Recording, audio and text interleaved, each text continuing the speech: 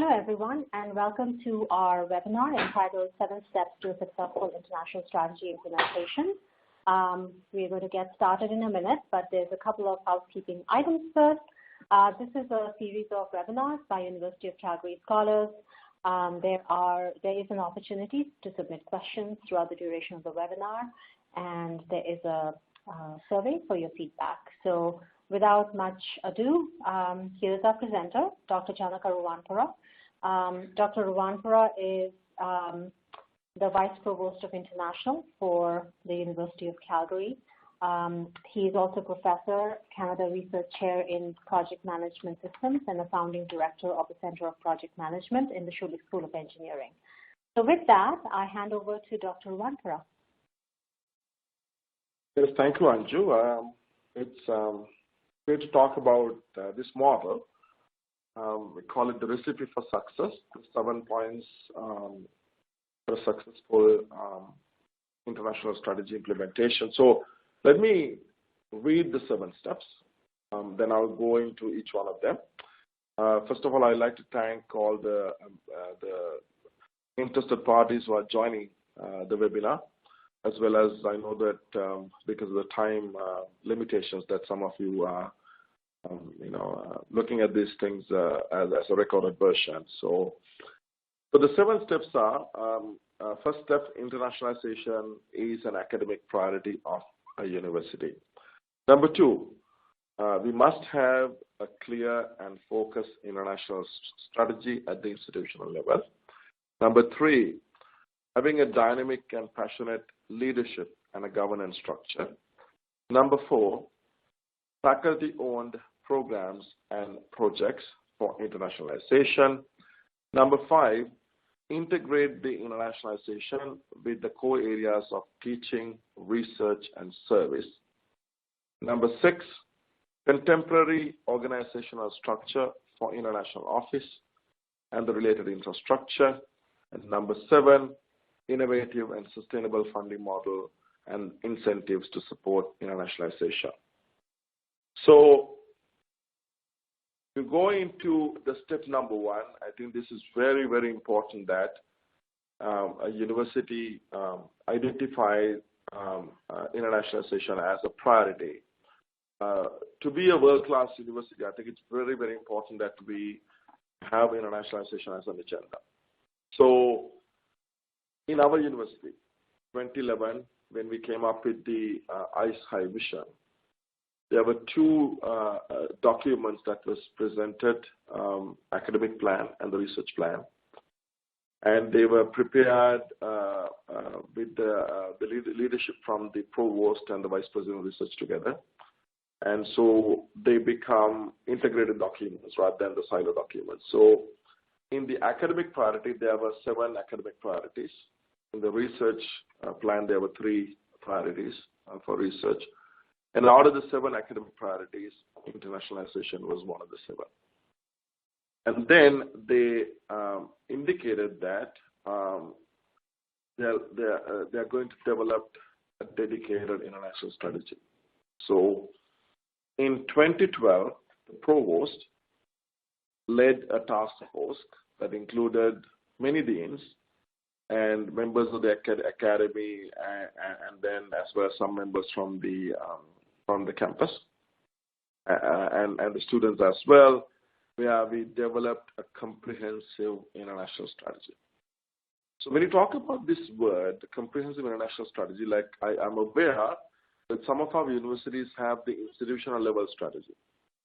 Some of our institutions have internationalization plans that are prepared by the international office, may not be bought at the institutional level. So therefore, I think it's very critical that we have a strategy that to be bought at the institutional level. So let me talk about that. So number 2, therefore, is a clear and a focused international strategy. And I add a word called institutional level. So that way we get the buy-in from everybody at the university, right? In this particular example, at the University of Calgary, we went through roughly about 12 to 16 months, I believe, to develop this international strategy. and then it was passed at the Academic Senate. It's called the General Faculties Council at the University of Calgary. And then it was passed at the Board of Governors as well, right? So in this strategy, we clearly identified 4 strategic goals. Increasing diversity is goal number 1. Improving cross-cultural competence is goal number 2.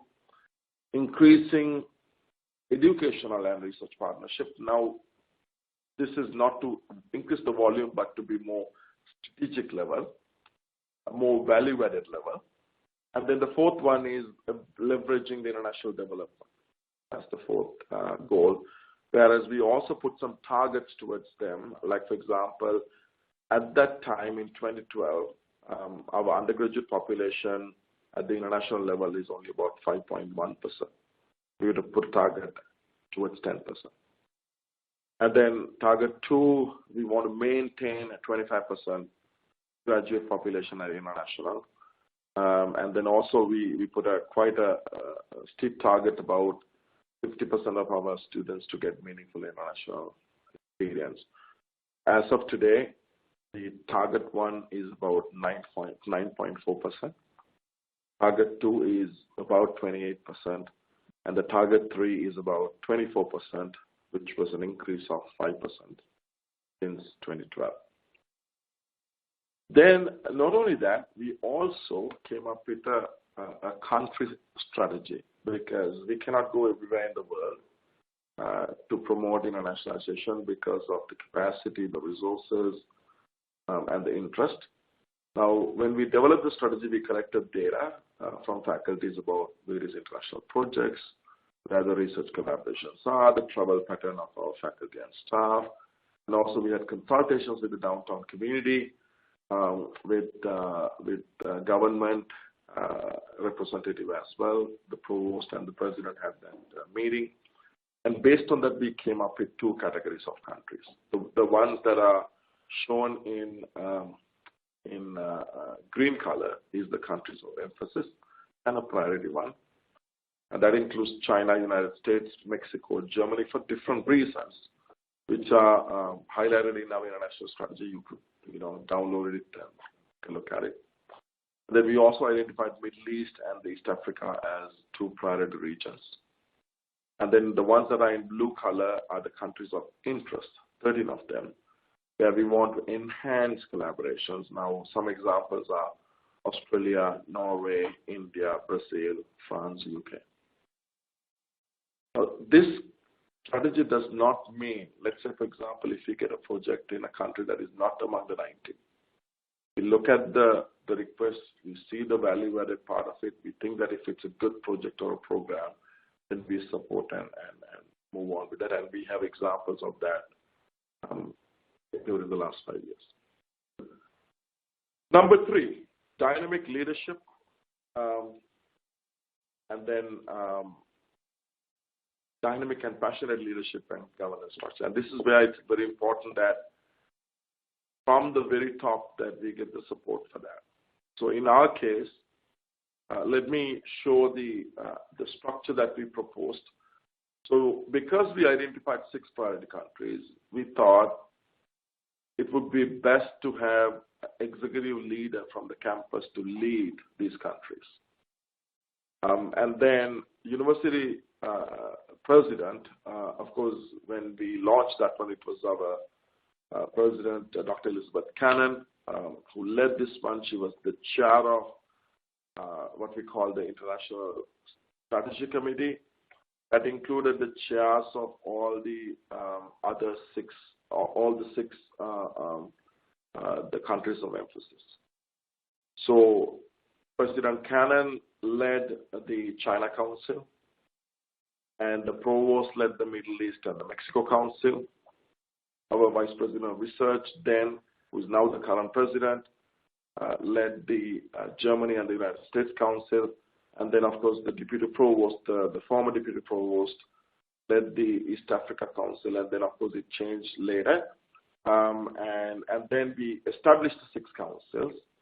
And the membership of those councils included 7 faculty members through nominations and consultations from the academic deans. We have 3 to 4 industry level members that they are actually quite senior leaders in organizations, companies. We had at least 1 alumni, 2 students, and some other representations like the representation from the Vice President Research Office. And we meet 3 to 4 times a year, depending on the agenda, this country strategy. We were planning to develop a countries of interest council, but we didn't because too many councils. Instead of that, what we did was we established a very good council that was one of the best in the last 6 years. We established a Council of Associate Deans, Directors Council. Some faculties have a dedicated associate dean, and some faculties have a director. Some faculties, they don't have a dedicated administrative member, but then they allocate a faculty member to be assigned to the council. We meet about 6 times a year, and this council, I would call it very collaborative council, as we managed to do a lot of things with the faculty engagement. When we started in 2012, our structure was almost decentralized. But I think now it is more centralized structure with the accountabilities are in the faculties, which made a huge difference in terms of managing quality assurance, consistency, and things like that. So with this structure, I want to also highlight the 6 councils that I mentioned. Of course, you can see some of the pictures. If you can identify the individuals in there for each of those councils.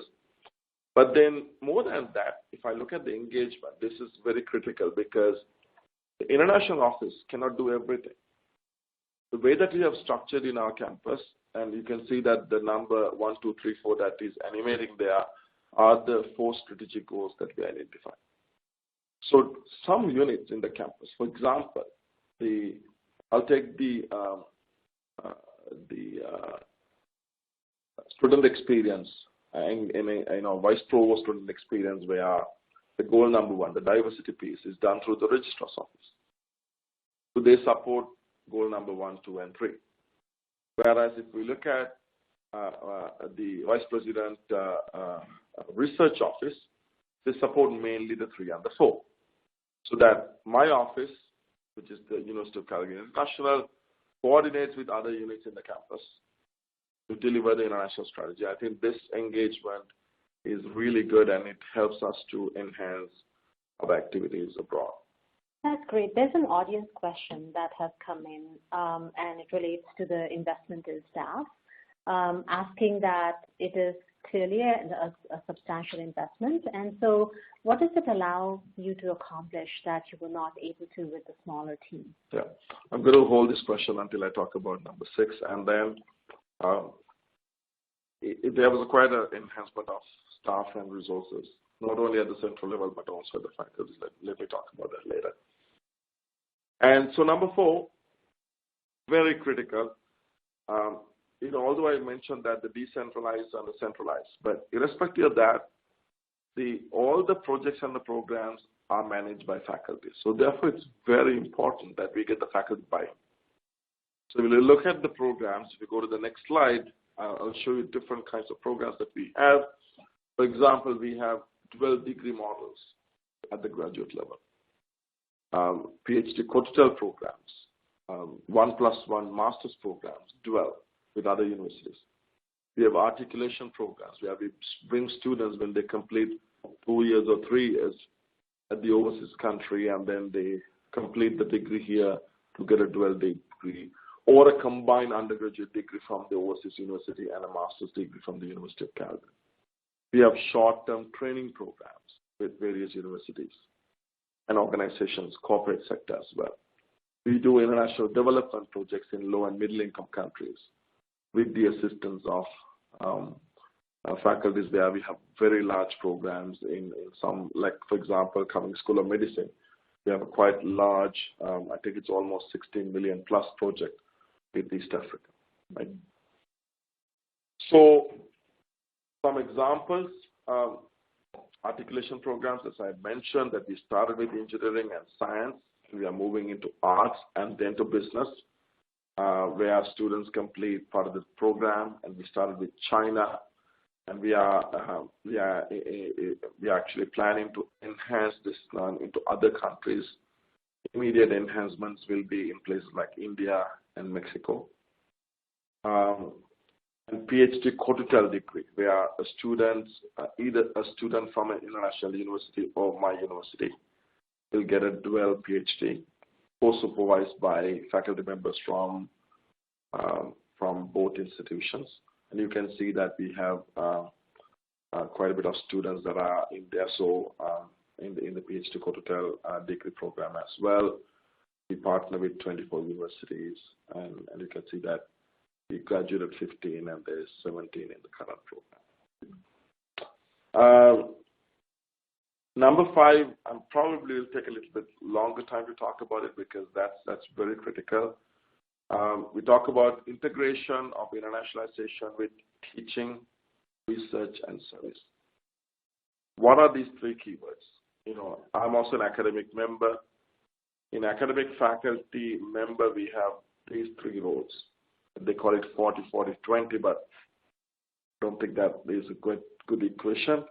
40% teaching, 40% research, 20% service. But again, I'm not sure whether that's the right equation.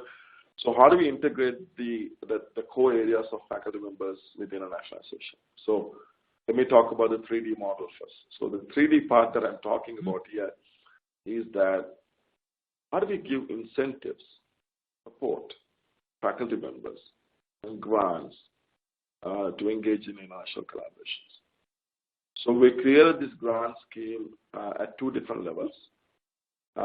We have a grant scheme called UIGC, University International Grants Committee, where faculty members can, actually not only faculty members, the staff or even senior level students can apply to get this grant to initiate international projects, right? This is not to do the project, but initiate it and develop relationships. Then we establish another grant scheme for tenure track assistant/associate professors who are new to the university. When they are in a tenure track stage, how do they develop international collaborations? So it's a competition, and where they are linked to each of the 6 research teams of the university.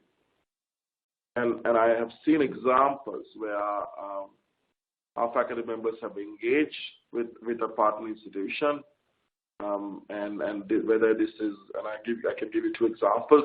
One from engineering, that 2 faculty members had worked with a very reputed institution in India to establish collaboration in the energy area. And there is another one that from the faculty awards that they have actually created a network that work with the German institutions using that grant, and then we have seen them that they have come here and had some workshops. They are working on a long-term vision, right? The second one is where I call it. There are a lot of co-publications, papers published by faculty members from University of Calgary and overseas. So when we get a new delegation coming in, we track who are the key champions related to that institution. And then we invite them for discussions so that we engage them to develop further collaborations. And similarly, when we do missions abroad, when we get a president or the provost or a VP research or a dean or myself going on international mission, we do the same thing. Before we design the trip, we actually identify what are the key projects in that country or with the institutions, and then we ask the champions from the University of Calgary about what they want to do, and that way we engage them, and even to sign an MOU, we actually request a faculty champion to get engaged in doing that. The third one is strategic projects, collaborations, and then I have several examples. When I talk about the strategic projects now, these are the projects that are initiated at the strategic level, at the central level, but with the consultation of the faculty members. So I'm going to highlight a couple of them. And so as I mentioned, the grants, I did mention the one that is on the kind of the maroon color, the International Collaborative Grants for New Researchers. Then I also highlighted in blue color the University International Grants. But in addition to that, we have two other grants that we did it, and one of them is to develop new group study programs that allow the faculty members to initiate new group study programs where a group of students go from the University of Calgary to a foreign institution, and then they engage with students they are maybe taught by a faculty member from that institution as well. But also we created staff development grants actually for international and cross-cultural competencies, and that allowed staff members to engage in internationalization. Can you give us a couple of examples? Yeah, two examples. One example is one of our senior directors that are involved from the provost office. She traveled to Australia and met with representatives in a top university there. It's University of Melbourne, and I think she went to a couple of other universities as well, and then she learned the internationalization model and the strategy from that university and had a chance to compare what they're doing versus what we are doing. And she brought it, and then we had discussions. One of our own staff members from the University of Calgary International went to a developing country that is linked to our international development plan, and he did a wonderful job by doing consultations with the community level about various problems associated with that community. And then he brought that one, and that was great input to develop our international development action plan. So it helps us, giving the exposure to them to engage in these activities. That's great. What about group study programs? Lots of examples. Right. Lots of examples where they have taken the initiative and developed these initiatives. That's ample examples in pretty much almost all faculties, right? So, and that the part that I want to highlight is that, which I will repeat again. I think in our campus we send about roughly 1,200 students for international learning experiences. So group study programs, we have quite a large number of students. Strategic projects. This is one of the best models that I can think about it. So we developed this model in consultation with the Vice President of Research and the Provost, where we took two strategies. So energy is one of the 6 research teams of the University of Calgary that we have a dedicated strategy. Then in the international strategy, as I mentioned, we have the countries of emphasis. So we combined the two. We called a global research initiative. So we created this global research initiative in energy. We want to establish 4 sites around the world.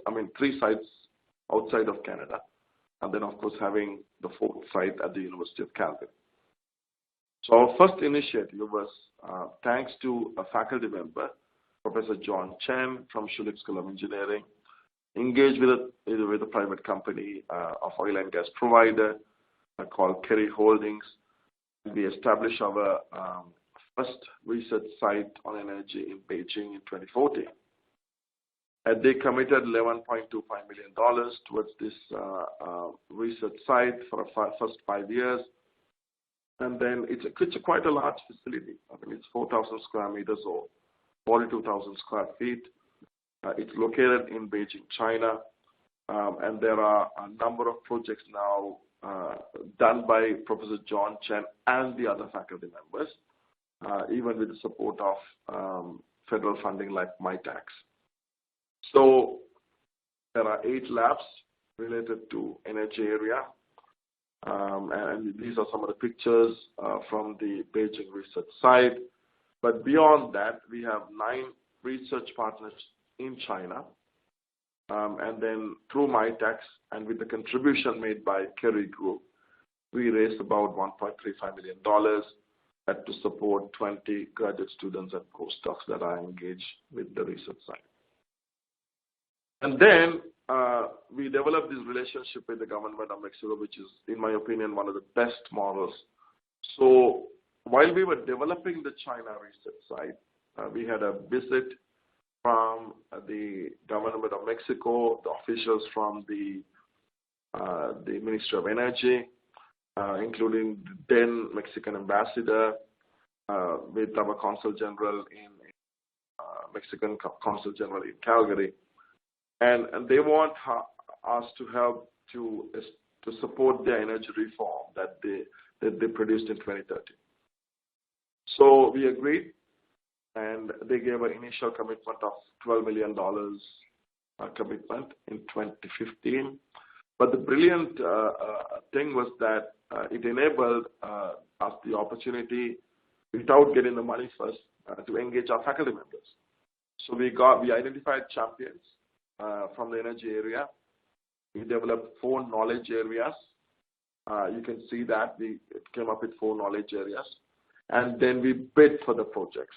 So we bid for 21 projects in these 4 knowledge areas. And finally, beyond 12 million, we got about almost 46. Some places it say 44, some places it's 46 million, but total 647 million Mexican pesos for the entire collaboration. Of course, part of that fund remained in Mexico. We get part of that fund at the University of Calgary, but you can see that we have 13 research partners in these 4 knowledge networks. One of them is talking about mature oil fields. One of them is talking about zero pipeline incidents. And likewise, we have lots of great projects in those 4 knowledge areas. So there's an audience question here. When Calgary researchers were initially connected with researchers from Mexico, that was before the funding was secured, how was that done? Was it virtual? Were there funding trips between the University of Calgary and Mexico?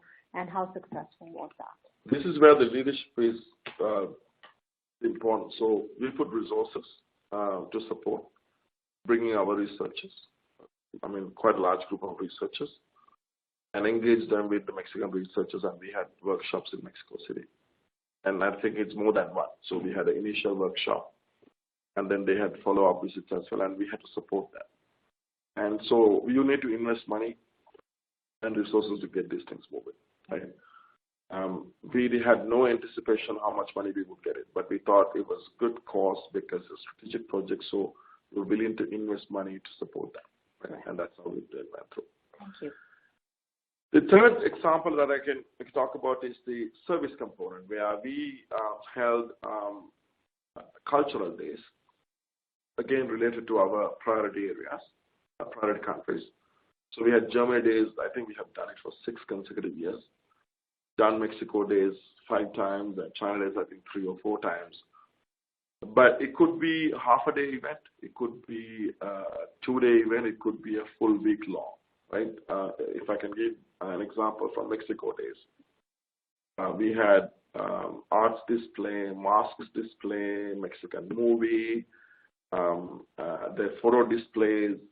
We had a research symposium on a topic that actually we change every year, and there were cultural performances. You can see from the picture number 2 from Mexican dance group, and then because all of these events are done in collaboration with the local consulate, whether it's a full consulate or honorary consulate.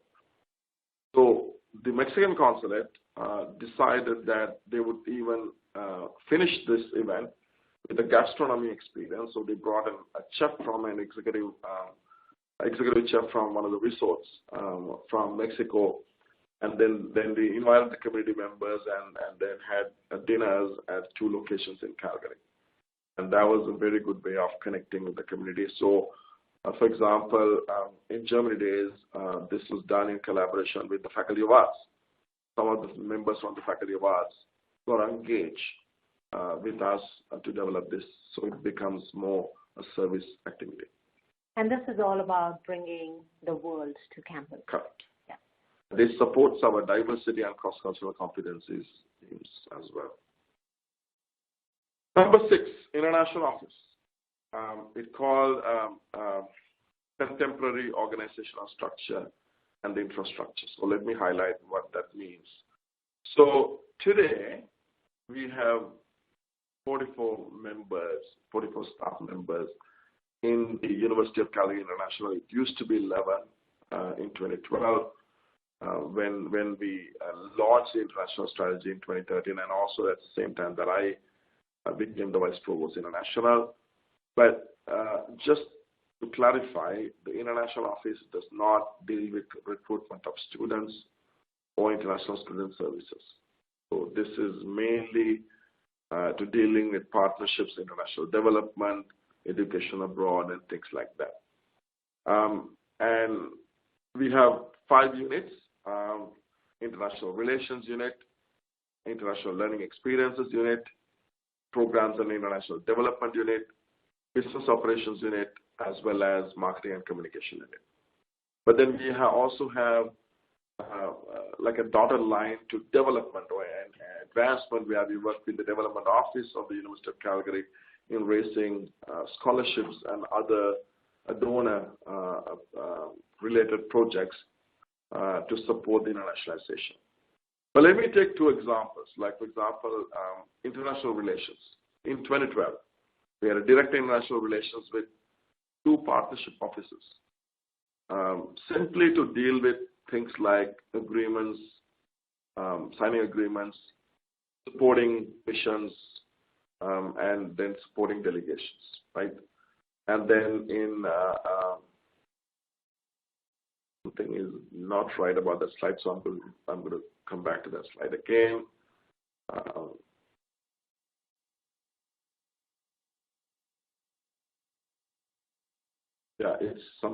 So we had 5 members in the in 2014, where we got the direct international relations, as well as we got 2 regional managers. We divided them into 2 regions, which was quite big at that time because there was too many projects, and then we had partnership officers. And today we have 10 members. So we have 3 regional managers, 1 for Asia Pacific, 1 for Americas, and the other one called Europe, Africa, and the Middle East. Each of the regional managers has a partnership officer. But because of high-level activities in China, for example, we have almost 95 agreements with about 40-plus universities and other organizations. We have a China coordinator. The volume of agreements that we have, we got a legal counsel specialist, contract specialist, now working for us so that we can reduce the bottlenecks in agreements, as well as we have information management officer, because we started producing the key performance indicators or the matrices for each of the goals of the 4 goals of the international strategy. So information management officer. Great unit supporting a lot of activities. This is a new unit called Programs and International Development that has 3 managers, 1 for articulation and sponsored students and programs, 1 manager for dealing with international capacity development and training programs, another manager dealing with international development, and then they have their staff members supporting them, to deal with the academic programs, articulation, 12 degrees, capacity building, training programs, and international development. And this unit also managed to secure additional revenue. For example, they supported the faculties in international development and raised money up to about almost $19 million. They raised money for training programs, raised money through the articulation program. So quite an impact, both societal benefits as well as additional revenue for the University of Calgary. Number 7 is called funding models, and I use the word innovative and sustainable funding models and incentives.